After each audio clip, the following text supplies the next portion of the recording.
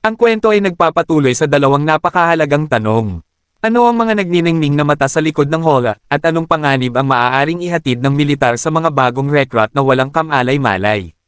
Ang mga matang iyon ay nakatingin sa mga rehas ng Hola na may mga ungol na magpapakilabot sa iyong balat.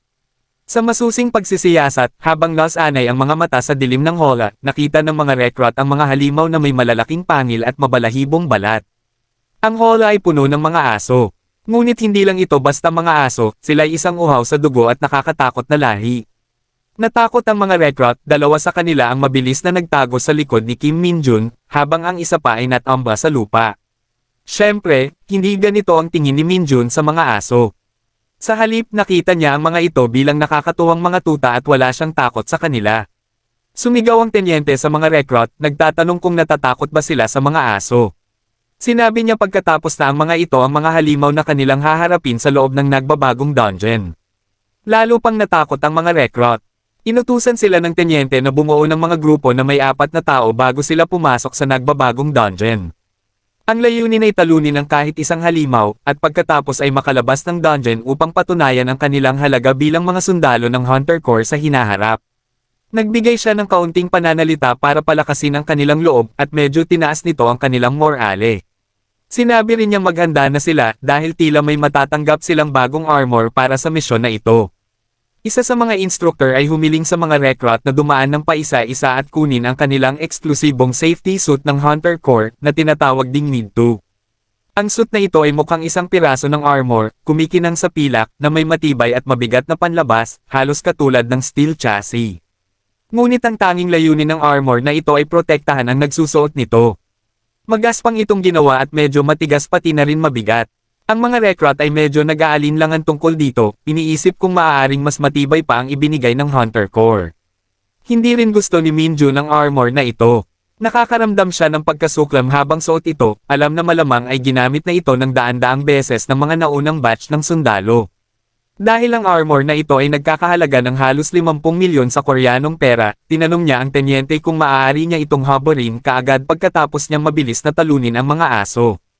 Ang tenyente, na kilalang malupit sa kanyang mga recruit, ay tinawag silang mayabang nang hindi man lang tinitingnan kung sino ang nagtanong. Nang makita niyang si Min-jun ang nagtanong, agad na pumayag siya. Pagkatapos, pinaalalahanan niya si Min-jun na ang nagbabagong dungeon ay isang pagsasanay ng buong koponan. Kailangan niyang tiyakin na ligtas at maayos ang kanyang koponan habang tinitiyak na natapos ang kanilang misyon. Alam na ni Min-jun na medyo walang kakayahan ang ibang mga recruit. Kaya naisip niya ang isang plano para turuan ang kanyang mga kasamahan kung paano patayin ang mga aso. Sinimulan niyang ipaliwanag ito sa mga lalaki, sinasabi na tatalo ng mga aso para umatake.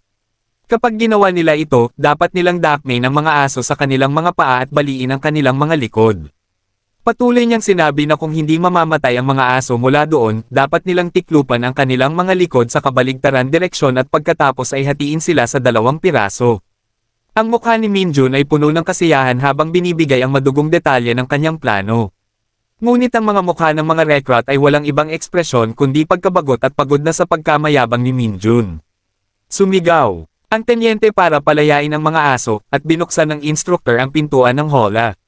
Agad na tumalon ang mga aso, tumatakbo ng may matinding galit na malamang ay hindi pa nasaksihan ng mga recruit. Habang umaalulong at may laway na tumutulo mula sa kanilang bibig, ang kanilang kumikislap na puting mga mata ay halos bulagin ang sino mang tumingin dito. Agad na tumakbo ang mga aso papasok sa malaking pintuan ng dungeon, biglang naglaho. Nalito ang mga recruit kung bakit hindi sila inatake ng mga aso at diretsyong tumakbo papunta sa dungeon. Nilinaw ni Min-jun ang kanilang kalituhan, sinasabing nakita ng mga aso ang kanilang tahanan at agad na nakadama ng pagkahumaling doon dahil matagal na silang bihag. Naiintindihan ito ng mga recruit, ngunit nagtatanong sila kung paano nalalaman ni Min-jun ang sikolohiya ng mga halimaw. Hiniling niyang sana'y may makausap siya tungkol sa kanyang mga karanasan sa Eastgard. Nais niyang sabihin sa mga tao na dati siyang isang dark mage. Ngunit hindi niya maaaring ipaalam ito sa sinuman sa ngayon. Pinutol ng tenyente ang kanilang usapan, sinisigawan sila sa pagbibiro at pagtatawa sa tinatawag na banal na lugar ng pagsasanay. Sinubukan ng mga recruit na baliwalain ang usapan, ngunit nagpasya ang tenyente na sila ang unang papasok sa dungeon. Si Min-jun at ang kanyang mga kasamahan ang unang papasok sa dungeon, at ito'y napagdesisyonan na. Iniwagayway ng sarhento ang kanyang pulang ilaw na parang lightsaber, hudyat para sa koponan na pumasok sa dungeon. Sinimulan ng apat na lalaki ang kanilang paglakad patungo sa dungeon, isa sa kanila ay may determinadong tingin sa mukha, dalawa ang sobrang nag-aalala sa kanilang hinaharap, at si Minjun naman ay sabik na magsimula na ang lahat. Gusto lang niyang matapos agad ang pagsasanay upang maalis na ang mabigat at maruming chest plate na nagpaparumi sa kanyang katawan. Kinuha ng tenyente ang kanyang radyo at nakipag-ugnayan sa koponan ng instructor na naghihintay sa loob ng nagbabagong dungeon para siguraduhin kung sakaling may mangyaring masama at mapunta sa aktwal na panganib ang mga recruit. Sumagot ang tagamasid sa radyo upang ipaalam na nakapasok na ang koponan habang pinagmamasdan nila mula sa isang tagong lugar sa loob ng mga kristaladong pader ng dungeon. Ang Diablo na instructor na kinamumuhian ng lahat ng mga recruit ay isa sa dalawa sa tungkuling proteksyon. Nakita niya si Minjun at agad siyang nagulat at nagtataka siya sa kakayahan ni Minjun. Ang mga marka ni Minjun ay magaganda sa panahon ng pagsasanay at magaling siya sa pangkalahatan sa loob ng 4 na linggo ng tamang ehersisyo. Ngunit magiging kasing galing din kaya siya sa loob ng dungeon. Iyon ang tanong sa isip ng instructor. Ang mga uhaw sa dugong mata ng mga aso ay nakatitig sa kanila mula sa loob ng dungeon. Nakatitig sila mula sa mga bitik sa pader, naghihintay ng tamang pagkakataon upang sakmalin sina Kim Minjun at ang kanyang koponan habang patuloy silang naglalakad papasok sa kailaliman ng dungeon. Mukhang handa na ang mga aso na sumalakay sa 4 na recruit, ngunit tila alam din ni Minjun ang sitwasyon at alam niyang palihim silang sinusundan. Iniisip niya kung paano niya mapapatamba ang mga ito sa isang pitik lamang sa kanilang mga noo habang tumatalon sila upang umatake. Ang problema, gayunpaman, ay hindi niya maaaring gawin ang buong pagsasanay mag-isa, kung hindi makakakuha ng stat points ang kanyang mga kasamahan. Dahil ito ay isang team exercise, kailangan nilang lahat mag-ambag. Kaya't pinalam ni Minjun sa kanyang team na paparating na ang mga hounds. Nabigla silang lahat at napatulala sa takot, kaya nagsimula silang magsigawan. Pinapaalala ni Minjun na matibay ang kanilang protective suit, ngunit hindi sila nakikinig dahil sa takot. Kaya't nagdesisyon siyang manguna at lumakad papunta sa unahan. Isang hound ang tumakbo patungo sa kanya, pero mabilis na umiwas si Minjun at sinuntok ito sa ulo, agad na napatay ang hayop. Samantala, nakatingin ang isa pang hound kay Minjun habang sumisigaw ang isang bagong recruit na humihingi ng tulong. Mabilis na tumakbo si Minjun papunta sa kanya at tinadyakan ng hound, na tumalsik at tumama sa pader, agad itong napatay. Tinulungan ni Minjun ang recruit at napagtanto niyang mas malala ang sitwasyon kaysa inaasahan niya. Nagsimula siyang magbigay ng tamang taktika at sinabi sa kanila na kailangan nilang lumaban dahil kung hindi, aabutin sila ng mga hounds kapag naramdaman nila ang takot ng mga recruits. Iniisip ng mga hounds na madali silang prey kung hindi sila lalaban at dahil mas marami sila, kaya nilang talunin ang kalaban. Sumigaw si Minjun na kung totoong laban ito, patay na sila ngayon dahil sa takot. Pinangunahan niya ang kanyang mga kasama at sama-sama nilang inatake ang huling hound. Ang mga instructor na nagtatago sa dilim ng dungeon ay namangha sa kanilang nakita nila ang pagiging leader ni Minjun at kung paano niya ginabayan ang kanyang team. Ang mga recruits ay nagkaisa at tinapos ang huling hound. Muling nag-isip ang mga instructor, nagtataka kung talagang isang recruit lang si Minjun o isa siyang sekretong instructor na hindi nila alam. Sinimulan nilang kalkulahin ang mga scores ng team, at syempre, si Minjun ang may pinakamataas na score. Mataas ang nakuha niyang puntos hindi lang dahil sa lakas niya, kundi dahil din sa kanyang mahusay na pamumuno. Tinulungan niya ang kanyang team na malagpasan ang pagsubok sa pamamagitan ng pagkakaisa at pagtutulungan.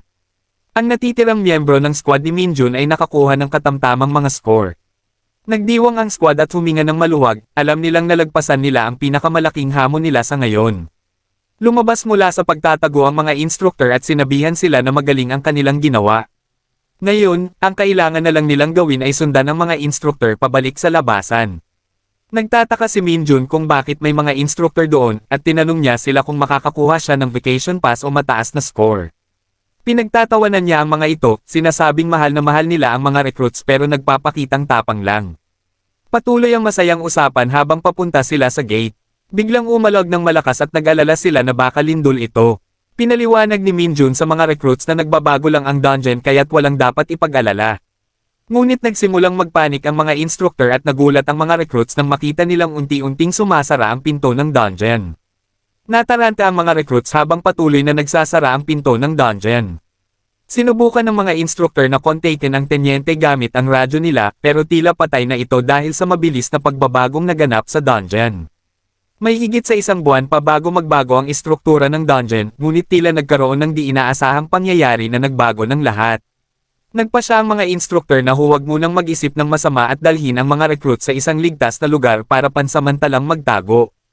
Ipinaliwanag nila ang sitwasyon sa mga bagong recruits na halos mapaihina sa takot.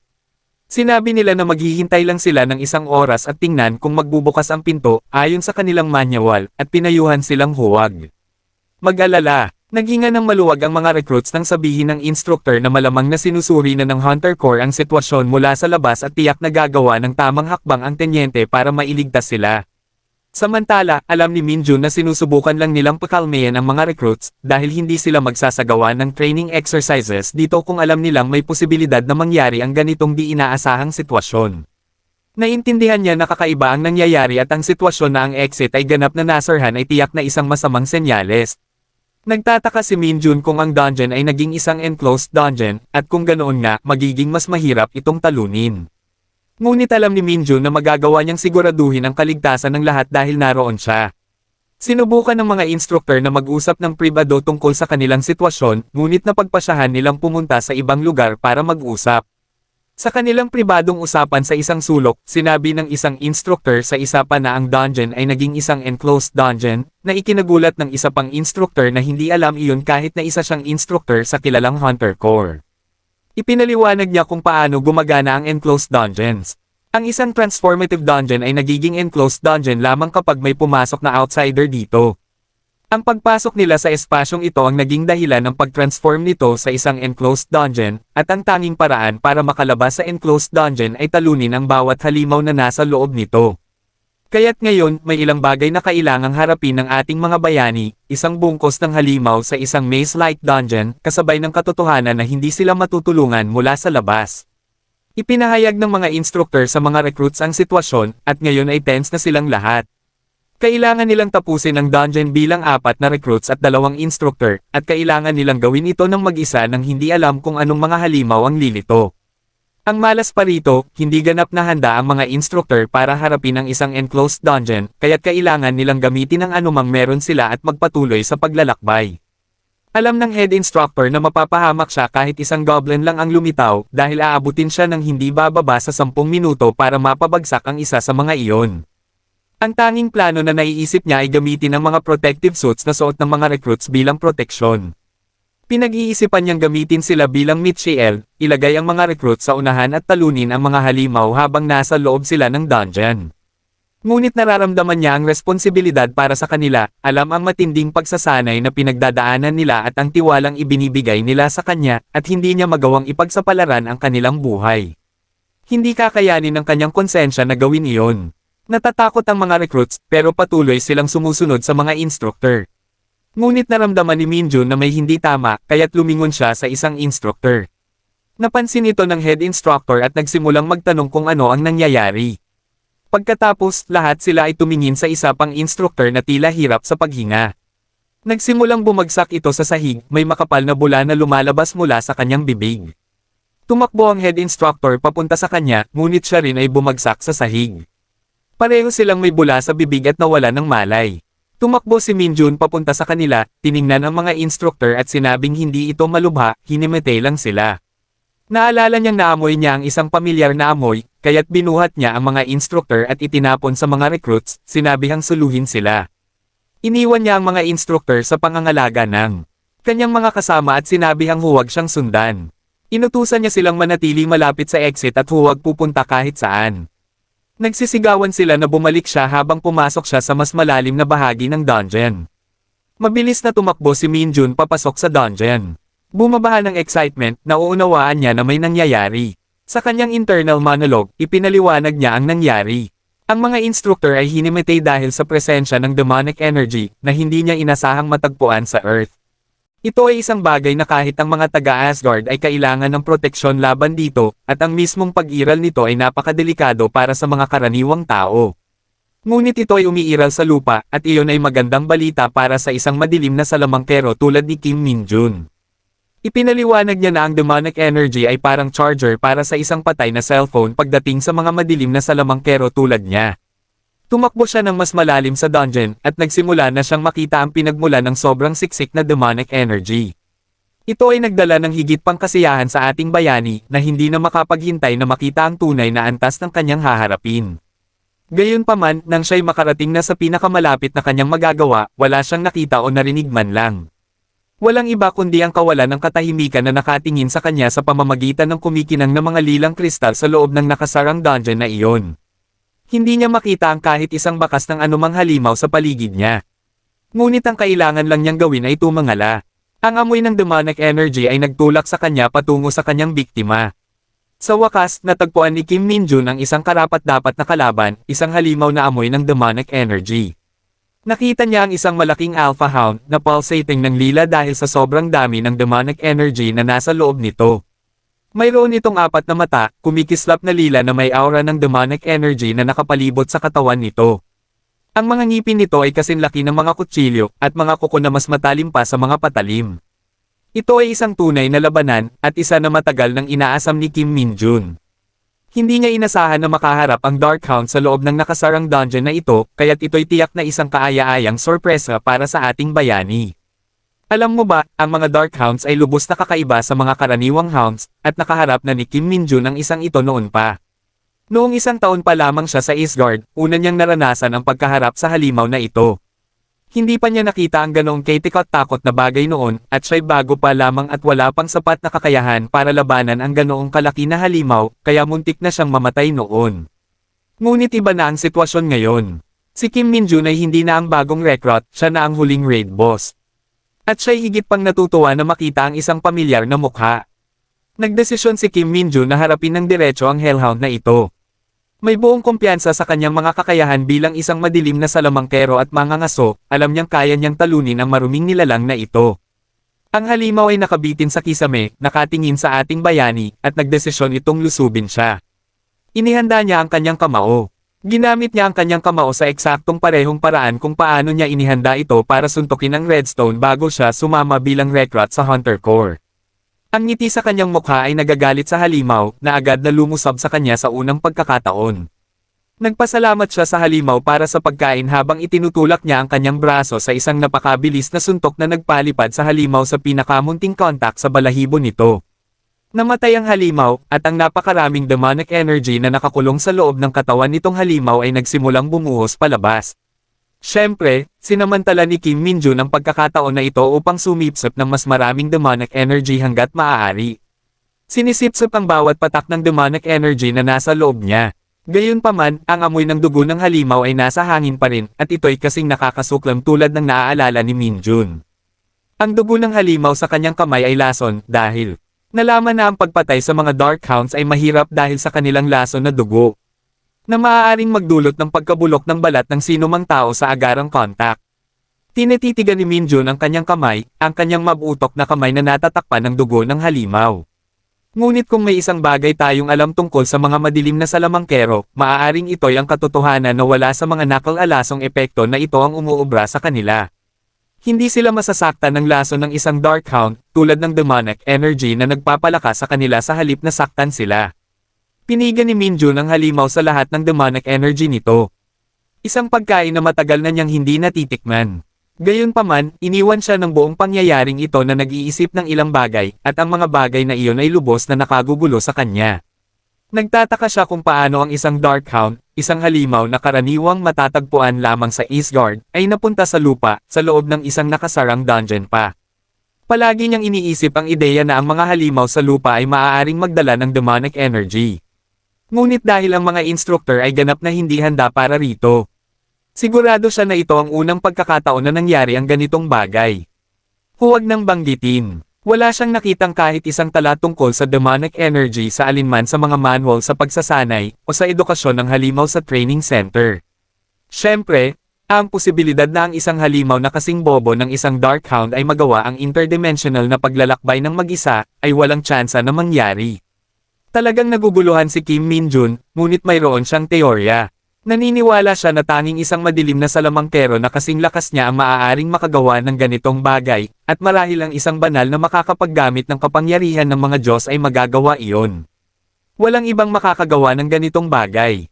Bagaman sa huli ay inisip niya na baka siya'y nag-overthink lamang at sinubukan niyang pilitin ang sarili na isipin na ito'y maaaring isang maliit na insidente o isang koinsidensya lamang. Sa ngayon, nagdesisyon siyang dalhin ang bangkay ng halimaw pabalik upang magulat sa kanyang mga nakatataas. Ngunit ang paglalakbay na ito ay hindi pa tapos. Kailangan pa nilang makalabas sa dungeon at ang bagong insidenteng ito ay nagdala ng mas maraming tanong kaysa dati kay Kim Min-jun.